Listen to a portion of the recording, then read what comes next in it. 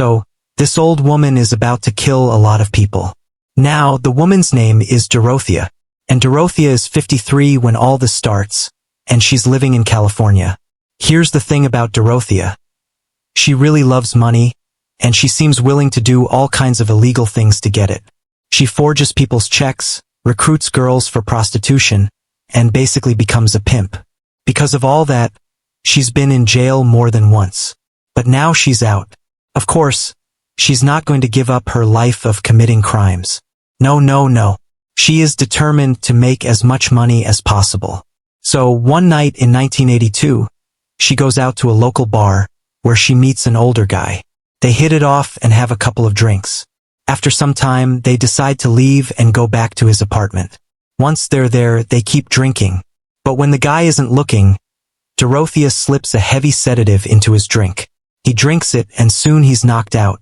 That is when Dorothea steals a bunch of his things, his money, his jewelry, everything she can take. Then she leaves. Later, the guy wakes up, realizes he's been robbed, and reports her to the police. Bam! Dorothea gets arrested, convicted, and sentenced to 5 years in prison. 3 years later, in 1985, she gets out on parole. Now, she could clean up her act and stop committing crimes, but that's not what she's going to do. She's determined to make even more money this time. She comes up with an insane idea. She's going to open a boarding house. This would be a place for homeless people, alcoholics, or those struggling with mental disabilities, vulnerable people with very little support.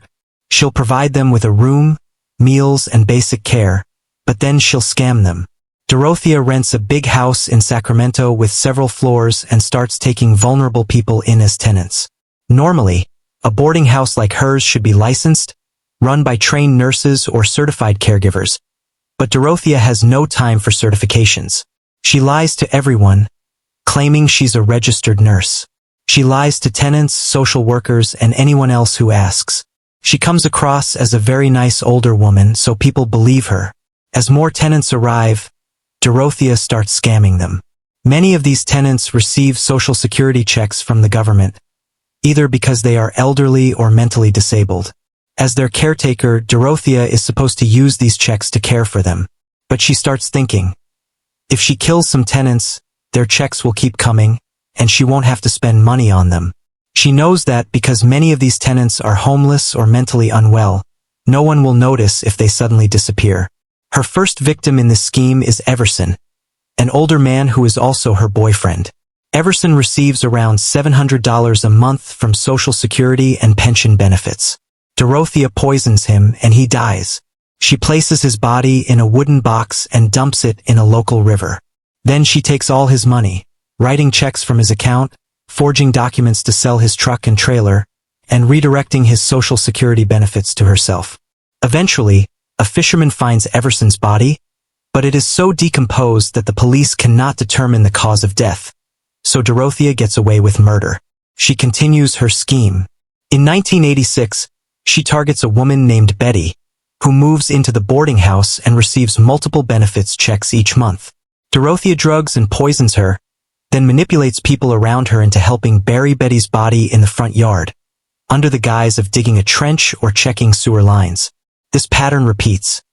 Dorothea targets tenants with steady benefits, poisons them, and manipulates others into burying the bodies in her yard. Over several months, she kills an estimated 8 people, collecting their Social Security checks, making around $100,000 in total. She spends the money on clothes, plastic surgery, going out to bars, and even giving to charities, funding scholarships, and donating to local politicians, maintaining the image of a sweet, charitable old woman. 2 years pass, and it is now 1988. A local social worker recommends a homeless man named Bert to Dorothea.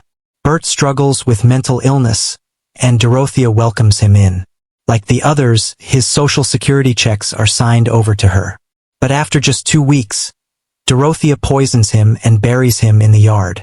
This time, she runs into trouble. The social worker who recommended Bert notices something suspicious and calls the police. She mentions that she often sees fresh piles of dirt in Dorothea's yard, suggesting digging has been happening. The police investigate and uncover 7 bodies buried there. Dorothea is arrested. She goes to trial, is found guilty of murdering 3 of her tenants, and is sentenced to life in prison.